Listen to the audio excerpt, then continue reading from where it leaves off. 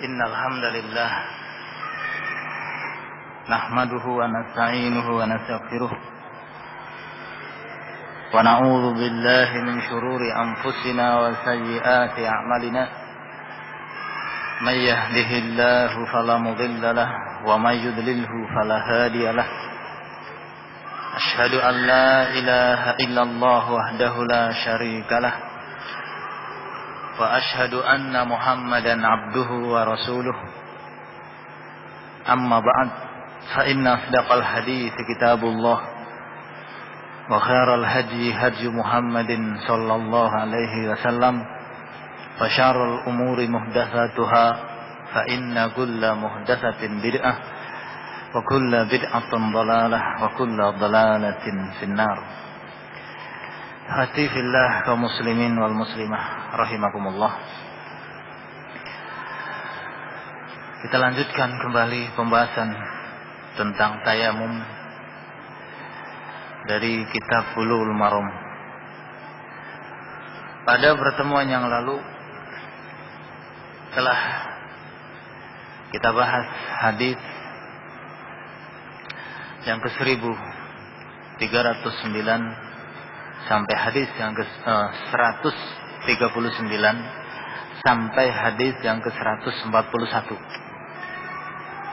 3 hadis tersebut menjelaskan tentang sifat tayamum atau cara tayamum yang diajarkan oleh Rasul sallallahu alaihi wasallam.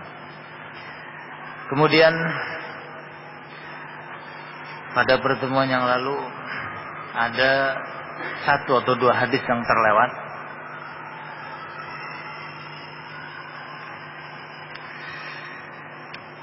Karena itu kita kembali pada hadis yang terlewat, yaitu hadis yang ke-142 dan hadis 143.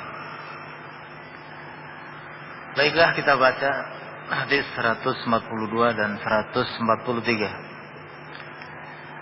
وعن أبي هريرة رضي الله عنه قال قال رسول الله صلى الله عليه وسلم السعيد وضوء المسلم وإن لم يجد الماء 10 سنين فإذا وجد الماء فليتق الله وليمسه بشرته رواه البزار وصححه ابن القطان walakin sawwaba ad-Daraqutni irsalahu. Wa an Abi Hurairah radhiyallahu anhu qala, dan dari Abu Hurairah semoga Allah meridainya berkata, qala Rasulullah sallallahu alaihi wasallam, Rasulullah sallallahu alaihi wasallam bersabda, as-sa'idu wadu'ul muslim,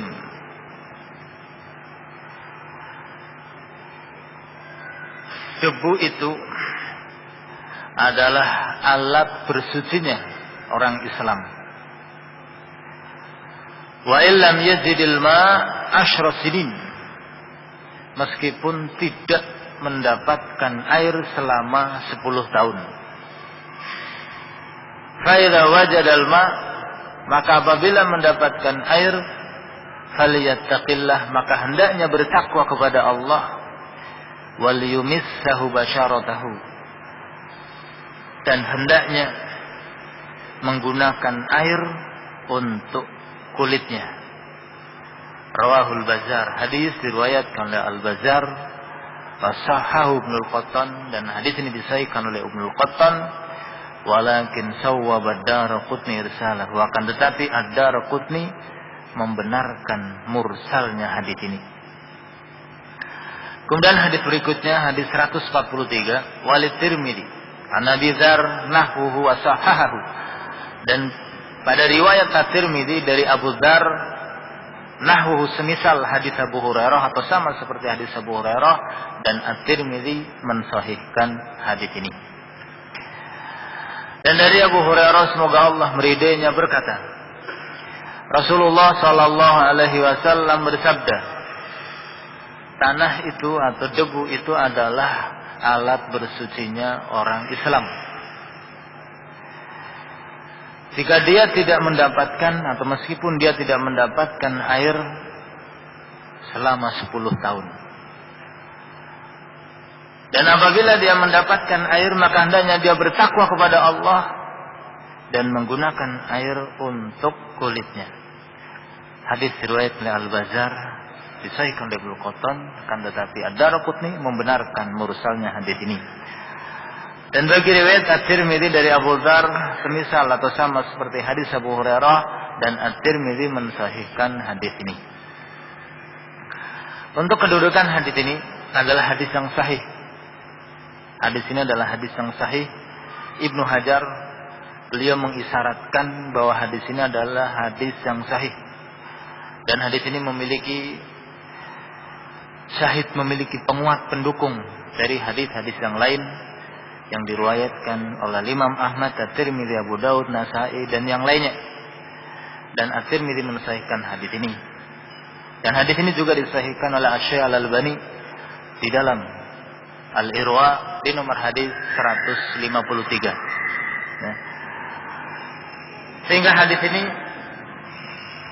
dua-duanya adalah hadis yang sahih. Rasulullah Shallallahu Alaihi Wasallam di dalam hadis ini menyatakan bahwa Sa'id itu artinya adalah wajhul ardi. Sa'id itu artinya adalah wajhul ardi, permukaan bumi, permukaan tanah. Baik itu debunya atau yang lain. Itu Sa'id, permukaan bumi. Wajhul ard, permukaan bumi. Itu adalah wudu'ul muslim. Wudu ini adalah alat untuk bersucinya orang Islam. Ya. Kalau wudu itu perbuatannya, kalau wudu itu adalah alat yang digunakan untuk wudu. Kalau air yaitu air, ya. Kalau berwudu menggunakan air wudu maka itu airnya. Kalau tayamum wudu itu debunya. Ya. Sehingga saya terjemahkan alat bersucinya orang Islam. Kalau wudu, air itu disebut wudu. Kalau tayamum, debu itu disebut wudu. Itu alat yang digunakan untuk bersuci. Meskipun tidak mendapatkan air sampai 10 tahun. Artinya, ketika ada orang Islam dalam keadaan berhadas, dia harus berwudu kemudian tidak ada air, atau dia harus mandi dan tidak ada air, maka dia bertayamum dengan menggunakan permukaan bumi, dengan menggunakan debu, walaupun sampai 10 tahun, ya, walaupun sampai 10 tahun, bukan cuma sehari, 2 hari, 3 hari, sebulan, 2 bulan, sampai bertahun-tahun. Kalau memang tidak mendapatkan air, maka gantinya adalah dengan tayamum, menggunakan Sa'id, yaitu permukaan bumi yang suci.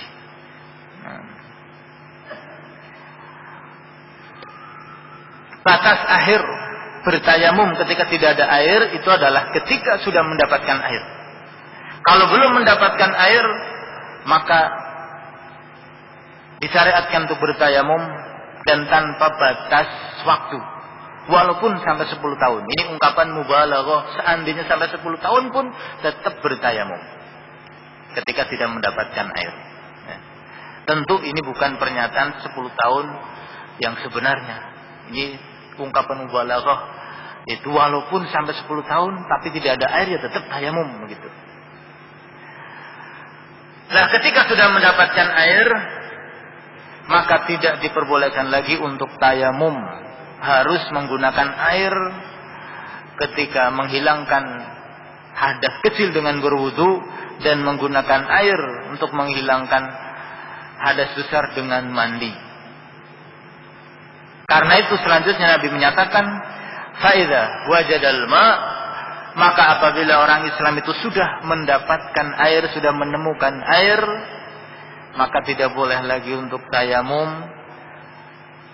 Sehingga Rasulullah menyatakan falyattaqillah, maka bertakwa kepada Allah, wal yumissahu basyaratahu, dan hendaknya menggunakan air untuk kulitnya. Falyumissahu basyaratahu, ini maksudnya adalah falyaj'alil ma, maka gunakan air yusibu badanahu untuk mencuci badannya bitatohur bihi, itu dengan bersuci menggunakan air. Jadi kalau sudah mendapatkan air tidak diperbolehkan lagi tayamum, tapi bertakwa kepada Allah dan menggunakan air untuk bersuci, apakah untuk mandi menghilangkan hadas besar atau untuk wudu menghilangkan hadas kecil. Hadis ini adalah sebagai dalil untuk beberapa perkara, di antaranya yang pertama masyru'iyatut tayammum inda faqdil ma'.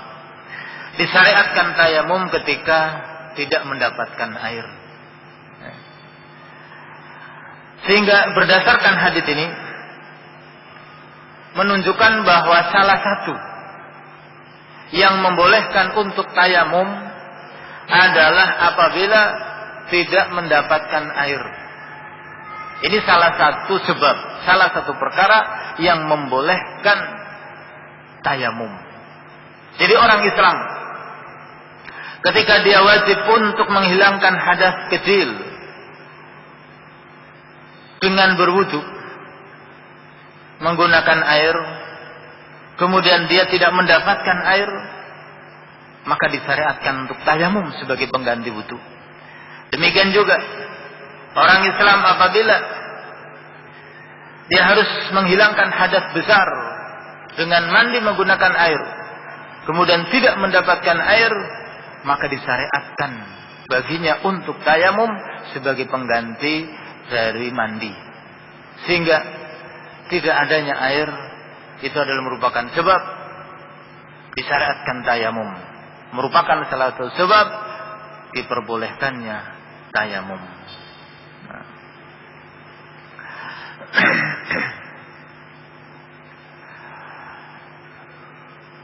Oleh karena itu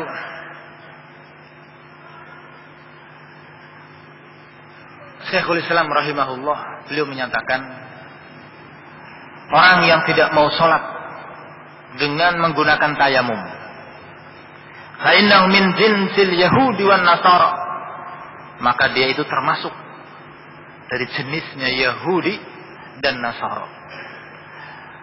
Ada orang Islam umpamanya dia mau sholat dan harus berwudu karena dia berhadas kecil, tetapi tidak mendapatkan air, dan dia tidak mau tayamum. Dia tidak mau sholat dengan tayamum. Dia maunya menggunakan air, tetapi tidak mendapatkan air, sehingga dia tidak mau sholat. Tidak mau sholat dengan menggunakan tayamum, kata Syekhul Islam, dia itu min jinsil Yahudi wan Nasara, termasuk dari jenisnya Yahudi dan Nasara. Kenapa seperti itu? Fa inna tayammum li ummati Muhammadin sallallahu alaihi wasallam khassah. Karena tayamum itu adalah khusus untuk umat Muhammad sallallahu alaihi wasallam. Sebagaimana hadis yang sudah kita baca pada pertemuan yang lalu, bahwa tayamum ini adalah kekhususan untuk umat Islam, kekhususan untuk umat Nabi sallallahu alaihi wasallam. Yang salah satu disyariatkannya untuk tayamum, salah satu sebab disyariatkan dan diperbolehkan tayamum itu adalah ketika tidak mendapatkan air. Tidak mendapatkan air ini bisa terjadi dengan beberapa perkara. Seperti orang umpamanya di atas kendaraan, apakah pesawat, apa kereta atau yang lainnya, dia harus sholat karena waktu sholat sudah masuk, tetapi dia dalam keadaan berhadas dan harus berwudu, namun di atas kendaraan itu tidak bisa mendapatkan air. Mau beli air tidak ada, di kendaraan itu juga tidak ada air. Kalau harus menunggu kendaraan itu berhenti, maka waktu sholat habis, maka dia harus bertayamum di kendaraan tersebut, kemudian sholat. Tidak mendapatkan air itu bisa karena memang tidak ada air di satu tempat. Ya. Seorang berada di satu tempat dan di situ tidak ada air. Ya. Tidak ada sumur, tidak ada sungai, dan tidak ada tempat air. Padahal dia dituntut harus sholat. Dan dalam keadaan berhadas, apakah hadas kecil atau hadas besar. Dan syarat sahnya sholat adalah menghilangkan hadas. dengan berwudu kalau hadas kecil, dengan mandi kalau hadas besar, dan tidak mendapatkan air, maka disyariatkan untuk tayamum.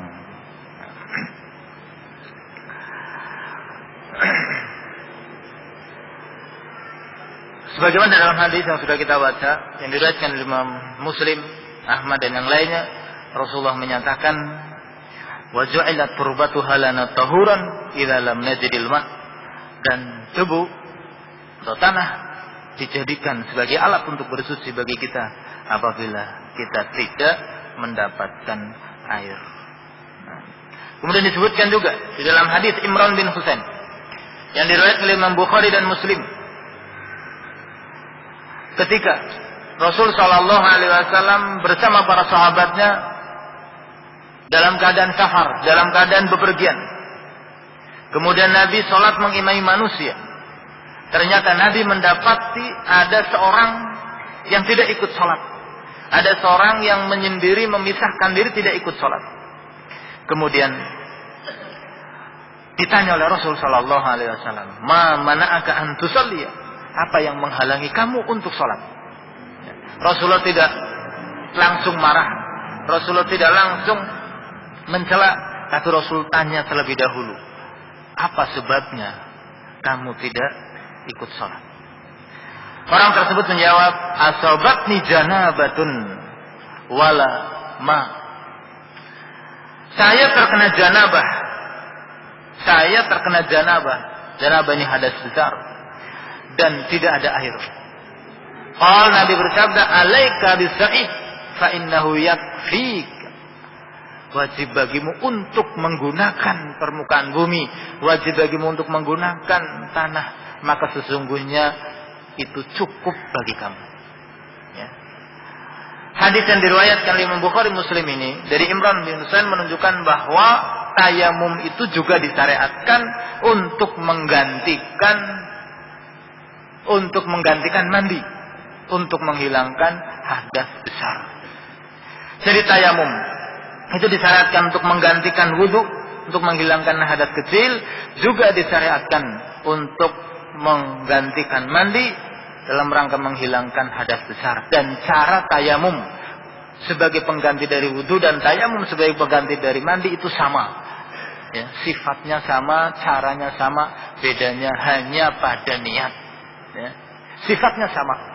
Yang pertama niat di dalam hati, kemudian yang kedua membaca tasmiyah, membaca bismillah, kemudian yang ketiga menepukkan kedua telapak tangan ke tanah, kemudian jika diperlukan ditiup kedua tangan atau diusap untuk menipiskan tebalnya debu yang menempel di tangan, kemudian setelah itu mengusap wajah dan langsung mengusap tangan sampai pergelangan tangan.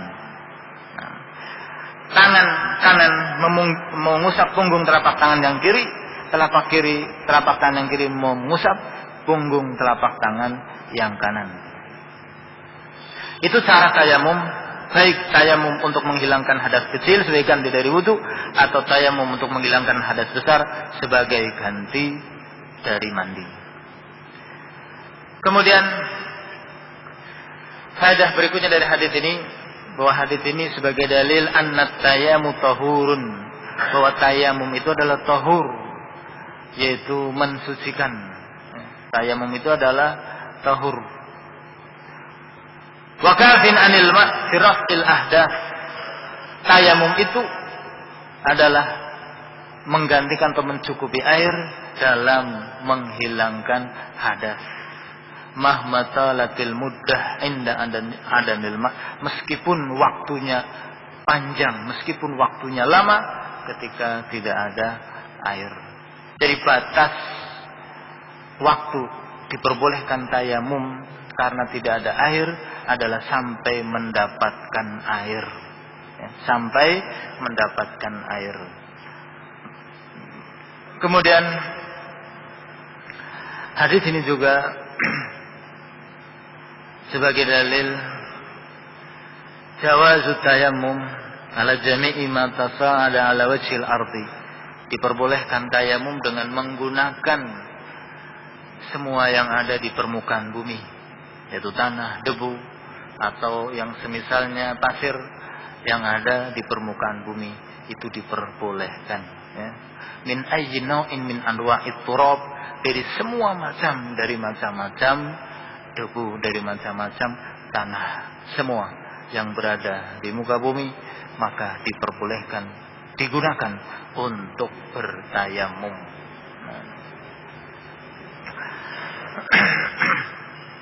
Baik yang basah maupun yang kering. Yang basah juga boleh, ya.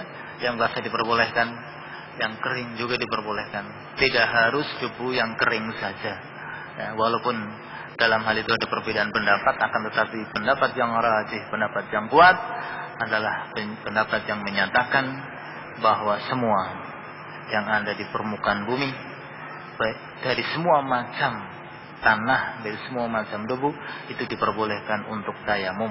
Karena Allah menyatakan di dalam surat Al-Maidah ayat yang ke-6, fatayammamu sa'idan thayyiba, maka bertayamumlah kalian dengan sa'id.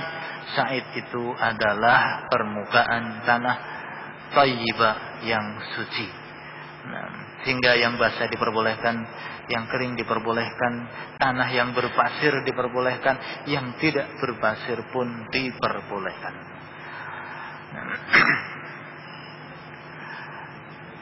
Kemudian faedah berikutnya dari hadis ini, anna tayammum rafi'un lil hadath, bahwa tayamum itu adalah menghilangkan bagi hadas. Tayamum itu adalah menghilangkan hadas, baik itu hadas besar maupun hadas kecil.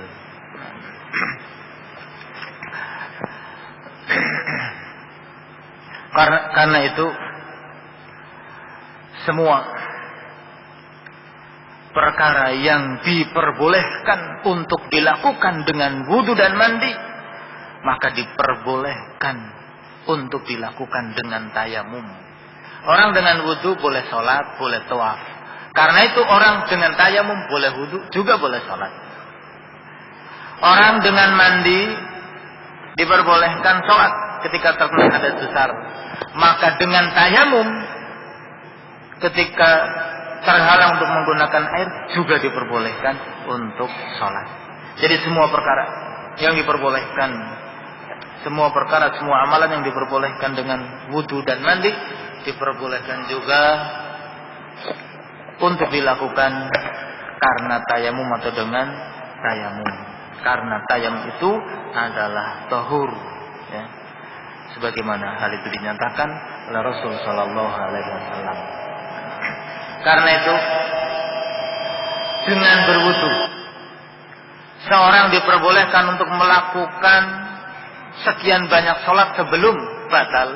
Dengan tayamum juga boleh. Umpamanya orang berwudu sebelum sholat maghrib, dia masuk masjid, kemudian sholat qobliyah maghrib atau sholat tahiyatul masjid atau sholat wudu. Setelah itu karena belum batal sholat maghrib, setelah itu sholat ba'diyah maghrib, kemudian sampai isya belum batal, maka diperbolehkan untuk sholat isya, ba'diyah isya dan selanjutnya. Demikian juga dengan orang tayamum. Orang sebelum sholat maghrib bertayamum karena sakit atau karena tidak ada air, kemudian masuk masjid, dia sholat tahiyatul masjid atau qobliyah maghrib. Kemudian setelah itu sholat maghrib masih belum batal juga. Kemudian ba'diyah maghrib sampai isya masih belum batal juga. Diperbolehkan sholat isya, ba'diyah isya. Ya, sama. Ya, kalau satu kali wudu bisa untuk melakukan sekian banyak sholat sebelum batal, demikian juga satu kali tayamum diperbolehkan juga untuk melakukan sekian banyak sholat selama belum batal. Ya. Sehingga faedah daripada tayamum itu sama seperti wudu ketika tayamum itu menggantikan wudu.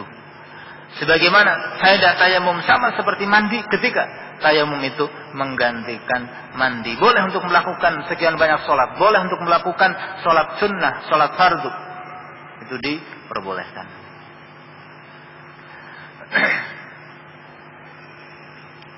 Batas diperbolehkan tayamum ketika tidak ada air itu adalah sampai mendapatkan air. Oleh karena itu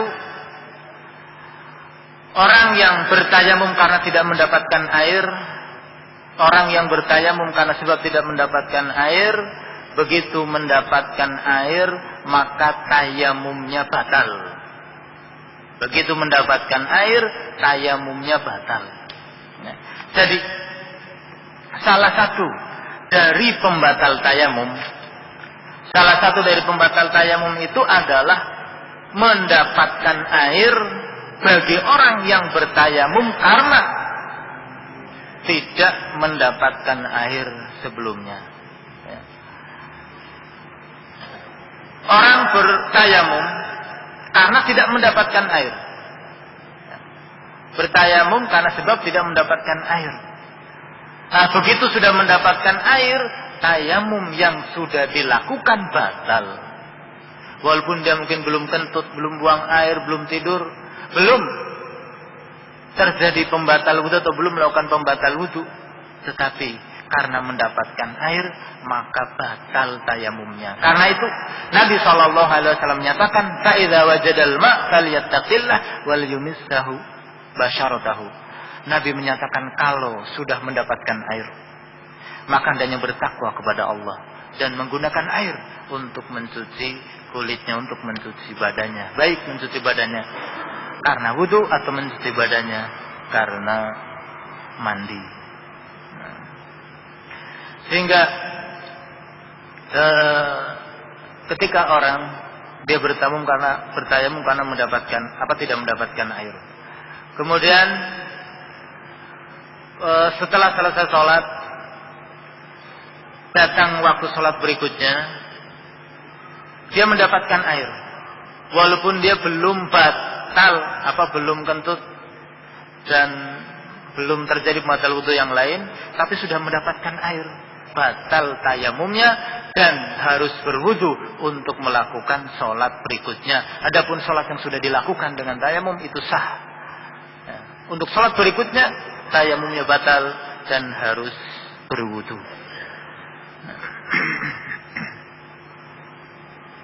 Karena itu orang yang bertayamum karena tidak ada air, ketika sudah mendapatkan air wajib baginya menggunakan air untuk berwudu atau untuk mandi.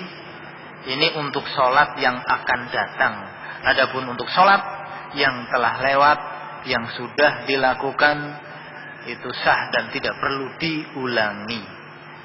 Sah dan tidak perlu diulangi. Kemudian berkenaan dengan masalah tayamum, apabila orang bertayamum karena sebab junub atau karena sebab haid, wanita haid begitu suci dari haid dia tidak mendapatkan air, atau sakit tidak mampu menggunakan air, maka tayamum. Demikian juga orang yang terkena junub. Terkena junub apakah karena sebab melakukan hubungan suami istri atau karena keluar air mani, dia terkena junub dan dia berhadas besar.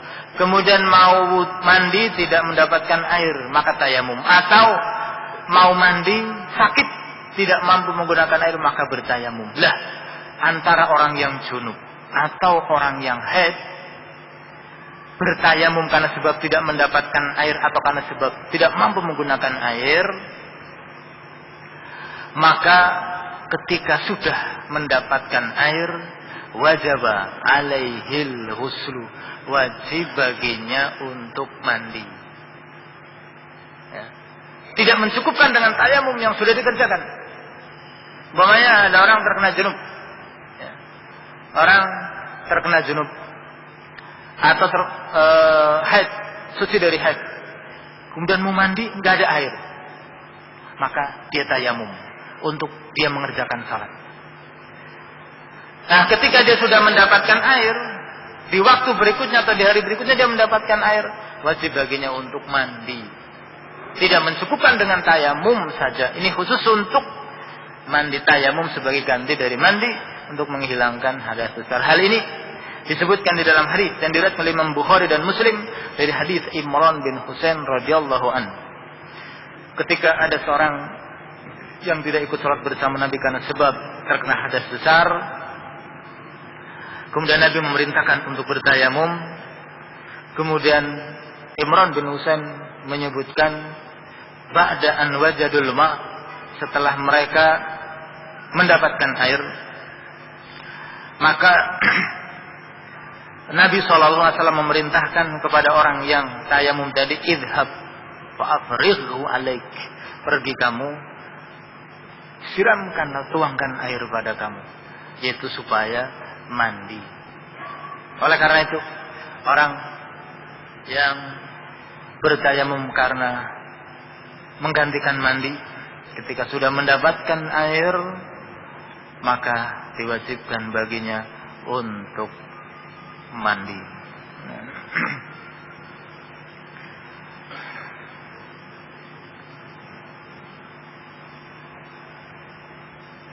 Baik, kita lanjutkan hadis berikutnya. Hadis yang ke 144.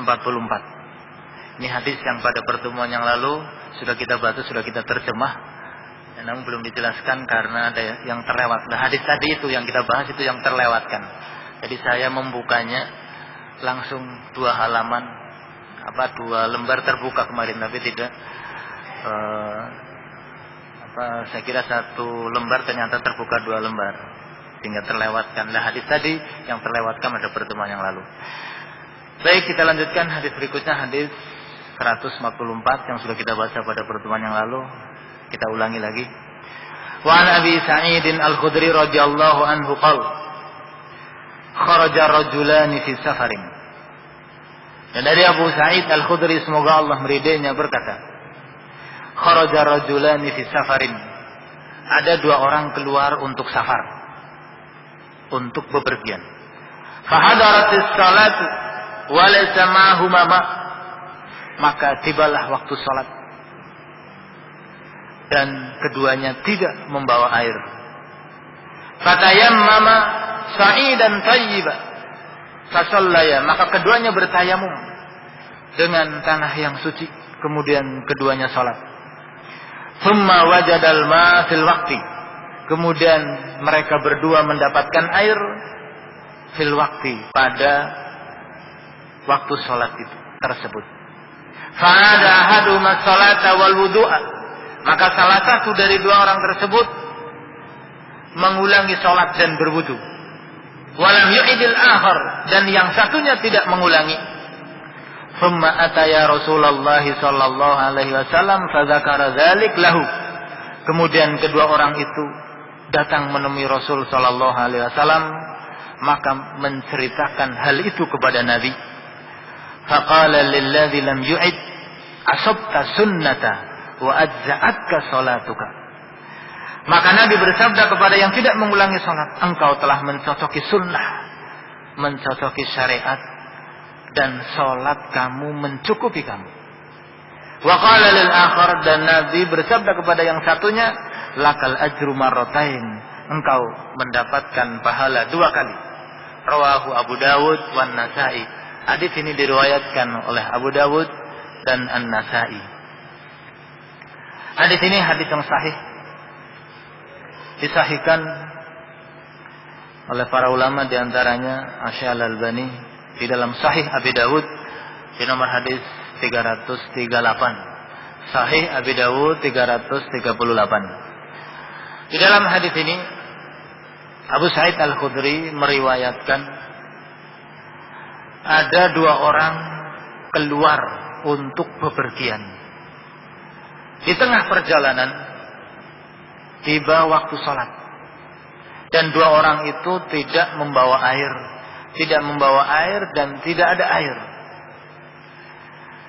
Maka 2 orang tersebut bertayamum dengan menggunakan tanah yang suci. Kemudian keduanya salat. Bertayamum karena sebab tidak mendapatkan air untuk salat. Kemudian setelah mereka selesai salat, setelah mereka berdua selesai dari salat, tapi waktu salat belum habis. Setelah mereka berdua selesai dari salat, tapi waktu salat belum habis, maka yang satu berijtihad untuk mengulangi salat dengan wudu. Yang satu wudu kemudian mengulangi sholat. Yang satunya tidak mengulangi sholat.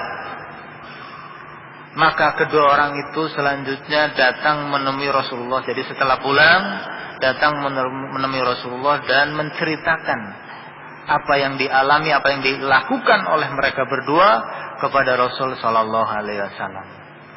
Kemudian Rasul sallallahu alaihi wasallam setelah mendapatkan cerita laporan dari dua orang itu, Nabi mengatakan kepada yang tidak mengulangi salat, kamu mencocoki sunnah.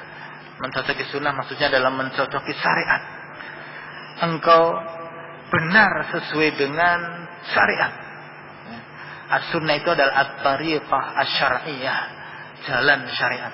Engkau sesuai, cocok dengan syariat. Maksudnya perbuatan kamu benar, begitu loh. Dengan kata lain seperti itu maknanya. Engkau mencocoki syariat, sesuai dengan syariat. Artinya perbuatan kamu benar, tidak mengulangi sholat, perbuatan kamu benar, mencocoki syariat. Dan sholat kamu itu sah, cukup bagimu. Kemudian kepada yang mengulangi sholat dengan berwudu, Nabi katakan kamu mendapatkan pahala 2 kali. Nah, dengan demikian yang benar yang mana? Yang mengulangi sholat atau yang tidak mengulangi sholat?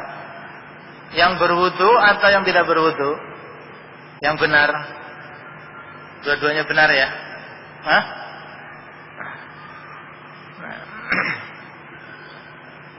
Yang benar itu yang tidak mengulangi sholat.